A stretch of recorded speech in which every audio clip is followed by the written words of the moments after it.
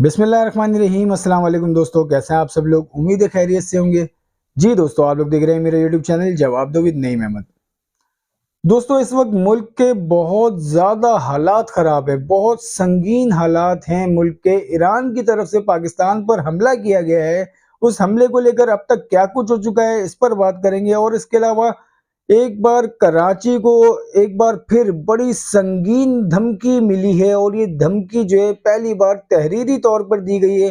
किसने धमकी दी है, इस पर बात करेंगे। कराची को बहुत ज़्यादा खतरात लाहक हो गए हैं इस धमकी के बाद। इसके अलावा बानी एमकेएम जनाब अल्ताफ हुसैन साहब ने भी एक बहुत बड़ा मुतालबा किया है। क्या मुतालबा है बानी एमकेएम जनाब अल्ताफ हुसैन साहब का, इस पर भी बात करेंगे। और ईरान के हमले के बाद एक बार फिर मुल्क के अंदर जो दुश्मन है वो खुलकर सामने आ गए हैं। कौन है वो दुश्मन, इस पर भी बात करेंगे। तो जी, प्रोग्राम शुरू करने से पहले हमेशा की तरह मेरी आप लोगों से एक छोटी सी गुजारिश है, अगर आप लोगों ने मेरे चैनल को सब्सक्राइब नहीं किया तो चैनल लाजमी सब्सक्राइब कर लें।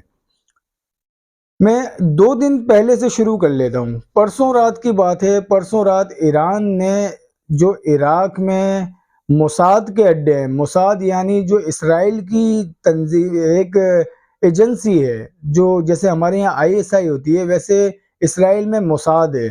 ईरान ने मोसाद के अड्डों को निशाना बनाया इराक में, और इसके अलावा अमेरिका की कुछ फौजी अड्डों को निशाना बनाया और मिसाइलों से हमले किए। ईरान ने इराक पर हमले किए, और इराक पर जो हमले किए उसमें निशाना बनाया अमेरिका को, और इसराइल की एजेंसियों को निशाना बनाया, जिसमें बड़ी तादाद में तबाही हुई। उसके बाद कल रात जो है ईरान ने एक और संगीन हमला किया, और ये संगीन हमला किया पाकिस्तान में बलूचिस्तान पर। बलूचिस्तान का एक इलाका है पंजगोर। पंजगोर पे ईरान ने जो है वो मिसाइलों से हमला किया। बैलिस्टिक मिसाइलों का हमला हुआ ईरान की तरफ से, और ईरान की तरफ से ये क्लेम किया गया कि ईरान ने बलूचिस्तान में जो एक जिहादी तंजीम, दहशतगर्द तंजीम बताया है कि जैश अदल के नाम से एक तंजीम है, उसके ठिकानों को निशाना बनाया है बलूचिस्तान में। और ये जो ठिकानों को निशाना बनाया है, इसके बारे में ईरान ने ये भी कहा कि हमने जो है इसमें किसी किस्म की पाकिस्तान के हुक्काम जो है उनसे इजाज़त तलब नहीं की, और अपनी मर्जी से जो है वो खिलाफवर्जी की बॉर्डर की, और अपने ड्रोन के ज़रिए और मिसाइलों के ज़रिए बलूचिस्तान में हमले किए। जिसमें ईरान ये क्लेम करता है कि ईरान ने जैश अदल के दहशतगर्द जो है उनको कत्ल किया है। और जो आप अभी मेरी स्क्रीन पे जो तस्वीर देख रहे हैं, ये वो तस्वीर है जिसको ईरान जो है वो जैश अदल के दहशतगर्द बोलता है। ये 2 मासूम बच्चियां हैं, जिसकी उम्र 12 साल और एक की उम्र जो है वो 10 साल बताई जाती है। ये 2 बच्चियां जो है इन ईरान के हमलों में शहीद हुई हैं। अब ये जो हमले किए गए, इस हमलों के बाद जो है सोशल मीडिया पर कयामत बर्पा हो जाती है, और लोगों ने बड़ी तादाद में, बहुत बड़ी तादाद में जो है वो सोशल मीडिया पे राय देना शुरू कर दी कि ईरान से बदला कैसे लिया जाए। लोगों ने अपनी अपनी मुख्तलिफ जो है वो राय दी, और ये मुतालबा किया पाकिस्तानी फौज से और पाकिस्तानी हुक्काम से, जो भी मौजूदा हमारा हुकूमती सेटअप है, निगरां सेटअप जो है, उससे मुतालबा किया कि ईरान से जो है बदला लिया जाए, और ईरान को जो है वो निशाने इबरत बनाया जाए, और ईरान को बताया जाए और इसके दिमाग में ये बात डाली जाए कि आज के बाद ईरान अगर कोई ऐसा हमला करने का सोचेगा भी, तो अगली दफ़ा इससे भी ज़्यादा उसको इसके असरात जो है वो भुगतना पड़ेंगे। ये तमाम तर जिम्मेदारी जो है वो ईरान के ऊपर आयद होगी, जो कुछ भी मामलात होंगे। अब जो मिसाइलों से हमला किया गया उसमें जो बताया जाता है, वॉशिंगटन पोस्ट जो बताती है, वॉशिंगटन पोस्ट बताती है कि इन हमलों में 100 के करीब अफराद जो है वो हलाक हुए हैं, जिसमें 16 सिक्योरिटी फोर्सेस के अफराद भी शामिल हैं। ये वॉशिंगटन पोस्ट कहती है कि ईरान ने जो पाकिस्तान में बलूचिस्तान पर जो हमले किए हैं उसमें 100 के करीब लोग हलाक हुए हैं, जिसमें 16 अफराद जो हैं वो सिक्योरिटी फोर्सेस से उनका ताल्लुक है। जबकि पाकिस्तानी हुक्काम का कहना यह है कि इन हमलों में 2 मासूम बच्चियां शहीद हुई हैं, और 3 बच्चे और भी हैं जो जख्मी हैं। इसके अलावा कुछ खवातीन और कुछ रिहायशी मर्द हैं, वो इस हमले में जो है वो जख्मी हुए हैं।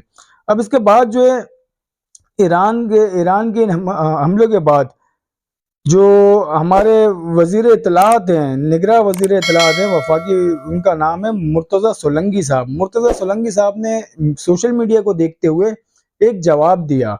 मुर्तजा सोलंकी कहते हैं, मीडिया से गुफ्तगू करते दौरान वजीर इत्तलात मुर्तजा सोलंकी का कहना था कि ईरान वाक़ये पर रद्द अमल सोशल मीडिया के तकाज़ों पर नहीं देना, ये बच्चों का खेल नहीं है, रियासतों के दरमियान एक मामला है। ये बयान दिया मुर्तजा सोलंकी साहब ने, और इस बयान के बाद जो है वो फिर पाकिस्तान की तरफ से जो ऐलान किया गया, आप लोग बताइएगा, ये जो हमला ईरान की तरफ से किया गया है, इस हमले में जिस तरीके से इंडिया ने खुशियां मनाई हैं, उसके अलावा जो मुल्क के अंदर जो मुल्क दुश्मन है उन्होंने जिस तरीके से खुशियां मनाई हैं, वो कौन है उसका भी मैं आपको आगे चल के बताता हूँ। उसके बाद जो है पाकिस्तानी हुक्काम की तरफ से जो ऐलान किया गया है, क्या ये ऐलान काफी है ईरान के लिए, ये आप लोग बताइएगा। पाकिस्तानी हुक्काम का कहना है, पाकिस्तान का ईरान से अपने सफीर वापस बुलाने का ऐलान किया है। ईरान के तमाम दौरे मुलतवी, ईरानी सफीर को वापस जाने का कह दिया गया है। ये रद्दअमल ईरान की जानिब से पाकिस्तान की फ़िज़ाई हदूद की खिलाफवर्जी पर दिया गया है। गुज़िश्ता रात ईरान ने बलूचिस्तान के इलाके पंजगोर में फ़िज़ाई हमला किया, जिसमें 2 बच्चे शहीद और 3 शदीद जख्मी हुए। ये रद्दअमल दिया गया है पाकिस्तान की तरफ से। जैसे कि आपने हमेशा सुना होगा कि ईरान ने इससे पहले भी जो है वो खिलाफवर्जी की है, तो उस पर भी ईरान को भी और इंडिया को भी भाई जो सफ़ीर होते हैं उनको बुला के जो है वो रिकॉर्ड जो है दर्ज कराया, और उसके बाद सफ़ीर को भेज दिया, सफ़ीर को बेदखल कर दिया। लेकिन वाकई यार जिस तरीका का ये हमला हुआ है, और फिर इंडिया में जिस तरीके से भी खुशियां मनाई जा रही हैं, इंडिया में ये कहा जा रहा है कि पोस्टिंग्स की जा रही हैं हमारी पाक फिजाइया के हवाले से, और ये कहा जा रहा है कि लिखा हुआ है कि पाकिस्तानियों आप सुकून से सो जाओ, हम जाग रहे हैं। इस तरह के तंजिया पोस्टिंग जो है वो पाकिस्तान के खिलाफ, पाकिस्तानी इदारों के खिलाफ इंडिया की तरफ से की जा रही है। और फिर पाकिस्तान के अंदर मौजूद जो पाकिस्तान के दुश्मन हैं, जिसमें बड़ी तादाद एक सियासी जमात के लोगों की है, वो कौन सी सियासी जमात हो सकती है आप बहुत अच्छी तरह जानते होंगे। उनकी तरफ से जो कहा जा रहा है इन हमलों के बाद, जो है वो ईरान से डिमांड की जा रही है कि ईरान जो है वो इन जगहों पर दहशतगर्दों के इन अड्डों को निशाना ना बनाए। दहशतगर्दों का सबसे बड़ा ठिकाना जीएचक्यू है, जीएचक्यू को निशाना बनाया जाए। इस तरह का प्रोपेगेंडा जो है वो एक सियासी जमात, मैं नाम बता देता हूं आपको, पीटीआई, पीटीआई के लोगों की तरफ से किया जा रहा है। इस तरह के संगीन बातें, इस तरह अब आप अंदाजा लगाएं।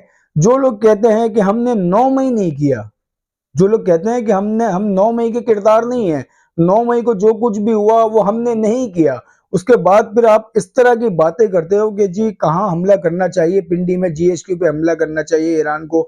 आप इस तरह ईरान क्या, आप ये बताएं, इंडिया भी क्या जीएचक्यू पे हमला करने की हिम्मत रखता है, या अमेरिका रखता है जीएचक्यू के ऊपर हमला कर ले?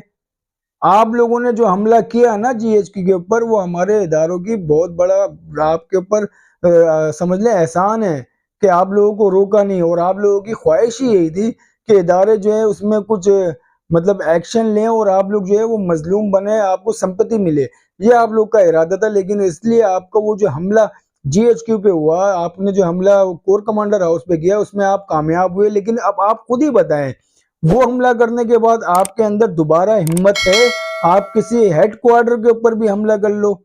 नहीं होगी आपकी हिम्मत। और आप बातें करते हो, आप ईरान को कहते हो वो जीएचक्यू पे हमला करे, जीएचक्यू पे ईरान के हमला करे, अमेरिका तो हमला करके दिखा दे। तो अब मुख्तलिफ लोगों ने फिर ये कहना शुरू कर दिया कि आप देख लें, ये वो सियासी जमात है जो खुलकर अब सामने आ गई है। अब जब पीटीआई को इतना निशाना बनाया गया, पीटीआई की इन सब चीज़ों को जब हाईलाइट किया गया, इस तरह के पीटीआई के लोगों को जो सोशल मीडिया पे बड़े-बड़े समझ लें बहुत ज़्यादा एक्टिव रहने वाले पीटीआई के लोग हैं, उनकी तरफ से पोस्टिंग की जा रही है। तो फिर पीटीआई की तरफ से रद्द-ए-अमल आना शुरू हो गया, पीटीआई के लोगों की तरफ से, कि पाकिस्तान ने बड़ा अच्छा कदम उठाया है, जो सफ़ीर को निकाल दिया, अपना सफ़ीर बुला लिया और सफारती ताल्लुकात ख़त्म कर दिए, और आप इस तरह की बातें फिर पीटीआई वालों ने शुरू कर दी। और ईरान की आप एहसान फरामोशी तो देखें, इस कदर है, ईरान ने, आप लोग को पता होगा कि ईरान अभी जब से इसराइल और फ़लस्तीन का मामला चल रहा है, ईरान जो है वो कहता ही है कि मैं ये कर दूंगा, मैं वो कर दूंगा। एक पटाखा भी ईरान ने कभी इसराइल की तरफ नहीं मारा, पाकिस्तान पे आके हमला कर दिया, ठीक है, और जीएचक्यू पे करेंगे, ये इनका हाल है। और इसके बाद जो मामलात हुए इसराइल को और फ़लस्तीन को लेके, उसके बाद जो है ईरान के ऊपर बहुत ज़्यादा फोकस किया गया अमेरिका की तरफ से। कुछ ममालिक ने ईरान का जो है वो समंदरी हदूद से उसको घेरा तंग करने की बातें की। उसके बाद ईरान और पाकिस्तान ने समंदरी हदूद में, समंदर के अंदर मशक़ें की हैं। पाकिस्तान नेवी ने और ईरान की नेवी ने मिलके समंदरों पर मशक़ें की हैं। ये मशक़ें कल ख़त्म हुई हैं दिन में, और रात में ईरान ने जो है एहसान फरामोशी किया और पाकिस्तान के ऊपर हमला किया। और जी अब बात कर लेते हैं कि पाकिस्तान के अलावा अब बात कर लेते हैं कराची की। कराची को एक बहुत बड़ा खतरा है, कराची को एक बहुत बड़ी धमकी दी गई है, और इस दफा धमकी जो दी गई है कराची को वो रिटर्न में दी गई है, राइटिंग में ये धमकी दी गई है। आप मेरे स्क्रीन के ऊपर ये प्रेस रिलीज पढ़ रहे होंगे। ये प्रेस रिलीज जारी की गई है कालेदम टीटीपी की तरफ से। कालेदम टीटीपी ने मुल्क भर के बाद कराची में अस्करी इदारों पर हमले के बाकायदा तंजीम का ऐलान कर दिया। मुल्क भर में हमले करने के बाद इस बार कराची में हमला करने का बाकायदा ऐलान किया है टीटीपी ने अपनी एक तंजीम का। एक प्रेस रिलीज में टीटीपी लिखती है, तहरीक तालिबान पाकिस्तान की नई तकसीम कार में कराची को विलायत का दर्जा करार दिया गया है। मैं फिर पढ़ के सुना देता हूँ। तहरीक तालिबान पाकिस्तान ने नई तकसीम कार में कराची को विलायत का दर्जा करार दिया है। तहरीक तालिबान पाकिस्तान ने कराची डिवीजन को विलायत का दर्जा देकर मोहतरम मुफ्ती साद साहब और कराची के वली और मोहतरम उस्ताद जावेद साहब को माउन वली मुकर्रर किया है। मतलब अब जो है पाकिस्तान भर में सिक्योरिटी फोर्सेस को निशाना बनाने के बाद अब टीटीपी जो है वो कराची में सिक्योरिटी फोर्सेस को निशाना बनाएगी इन हालात में जब इलेक्शन सर पे है। अब आप सोच लेना, आपने हमेशा देखा होगा, हमेशा आपने सुना होगा, जब भी इमरान खान साहब या पीटीआई मुश्किल में आती है तो ये पीटीआई जो है इनकी मदद को आ जाती है। 2008 के इलेक्शन आप लोगों को याद होंगे, जो मगरिब की अजान के बाद रोजाना की बुनियाद पे एक धमाका होता था, और वो धमाके की जिम्मेदारी जो है वो टीटीपी कबूल करती थी, तहरीक तालिबान जो है वो कबूल करती थी। एक बार फिर इंतखाबात जो है वो सर पर है, और कराची में तकरीब कारी के लिए पूरी मंसूबाबंदी कर ली गई है। और उम्मीद है हमें अपने इदारों से, इदारे भी इसको बहुत सीरियस लेंगे, और इदारों को अच्छी तरह पता है कि इन जैसे लोगों का सर कैसे कुचला जाता है। तो कराची वालों से मेरी गुजारिश है, कराची वाले टेंशन नहीं लें, इन लोगों को अंदर आने दें, फिर इन लोगों को पता चलेगा। ये कोई केपी के नहीं है, कराची है। चले जी अब बात कर लेते हैं बानी एमकेएम जनाब अल्ताफ हुसैन साहब। बानी एमकेएम जनाब अल्ताफ हुसैन साहब ने एक बहुत बड़ा मुतालबा किया है। मुतालबा क्या है वो मैं आपको पूरा, उनका एक ट्वीट है अल्ताफ हुसैन साहब का, वो मैं पढ़ के सुना देता हूँ। एक मुनज़्ज़म साजिश के तहत कराची के तलबा और तलबात को तालीमी कत्लेआम किया जा रहा है। मैं सिंध के शहरी इलाकों के अवाम बिलखसूस नौजवान तलबा और तलबात के सियासी, माशी, जिस्मानी और तालीमी कत्लेआम की शदीद मजम्मत करता हूँ। मेरा मुतालबा है कि कराची के तालीमी कत्लेआम बंद करो, कराची के तलबा और तलबात पर जुल्म बंद किया जाए, कराची इंटरमीडिएट बोर्ड के प्री मेडिकल और प्री इंजीनियरिंग के नताइज को फिलफौर कलदम करार दिया जाए। ये एक बड़ा मुतालबा बानी एमकेएम जनाब अल्ताफ हुसैन साहब ने दिया है। आप लोग को पता होगा कि दो तीन दिन से बहुत ज्यादा जो है वो शोर मचा हुआ है कि जो इंटर के जो रिजल्ट आए हैं वो रिजल्ट किस तरीके से आए हैं, और उसमें जो लोग बच्चों को जिस तरीके से नाकाम किया गया है, जिस तरीके से बच्चों को फेल किया गया है, और वो बच्चे जो मैट्रिक में 90 प्लस मार्क्स लेकर आए थे वो इंटर में अभी 40 पर आ गए, और तमाम पेपर्स जो हैं बच्चों के वो रिजेक्ट हुए हैं। और एक वीडियो भी बहुत ज्यादा सोशल मीडिया पे वायरल है जिसमें आप लोगों ने देखा होगा, शायद वो वीडियो आप लोगों की नजर से गुजरी होगी, कि एक साहब है वो बच्चों की कॉपियां चेक कर रहे हैं। वो कॉपियां किस तरीके से चेक कर रहे हैं वो भी वीडियो आप लोगों ने देखी होगी। वो वीडियो में लगा नहीं सकता, कॉपीराइट का क्लेम आ जाता है इस वजह से, तो मैं आप लोग को जरूर दिखाता। खैर आप देख सकते हैं सोशल मीडिया पे, ट्विटर पे वो वीडियो बहुत ज्यादा वायरल है। तो इसके बाद जो बानी एमकेएम की तरफ से ये एक बड़ा मुतालबा किया गया है के जो नताइज हैं उनको कलअदम करार दिया जाए। और इसके अलावा आफाक अहमद साहब ने भी इसके ऊपर बड़ा बयान भी दिया और वो तलबाओं का जो एहतजाज कर रहा है, आफाक अहमद साहब जो उस एहतजाज में भी गए और वहाँ पर उन्होंने खिताब भी किया था, वो भी आप लोगों ने देखा होगा। ये कल की खबर है, पुरानी खबर है, इस पर अब बात करना मैं नहीं समझता मुनासिब हो, क्योंकि सब लोगों को पता चल गया होगा कि आफाक अहमद साहब ने का क्या बयान दिया तलबा और तलबात के साथ खड़े होके। अब बात कर लेते हैं, एक और छोटी सी खबर है, वो भी मैं आप लोग को दे देता हूँ। आप लोग को याद होगा कि इमरान खान, शाह महमूद कुरैशी का और फवाद चौधरी वगैरह के कागजात नामजदगी मुस्तरद हुए थे। उसके बाद जो है वो लाहौर हाई कोर्ट में एक एप्लीकेशन दायर की गई थी इन कागजात नामजदगी मुस्तरद होने के ऊपर। तो लाहौर हाई कोर्ट ने एक बड़ा फैसला सुनाया है और लाहौर हाई कोर्ट का जो फैसला है उसमें बताया गया है कि इमरान खान, शाह महमूद कुरैशी, फवाद चौधरी, परवेज इलाही और सनम जावेद इलेक्शन नहीं लड़ेंगे। लाहौर हाई कोर्ट ने कागजात मुस्तरद करने के फैसले को बरकरार रखा है। ये अब तक की बहुत बड़ी खबर है। तो जी ये तमाम खबरें हैं ईरान के हवाले से। ईरान ने एक संगीन कदम उठाया है, जो पूरी अब तक की जो पूरी कहानी थी, जिस तरीके से ईरान ने अमेरिका के अड्डों को निशाना बनाया, मोसाद के अड्डों को निशाना बनाया, उसके बाद फिर ईरान ने पाकिस्तान पर भी हमले किए। आप लोग को मेरा वीडियो कैसा लगा, अपना फीडबैक लाजमी दिएगा और हो सके तो मेरे यूट्यूब चैनल को लाजमी सब्सक्राइब करें। मुझे इजाजत दें, अल्लाह हाफिज।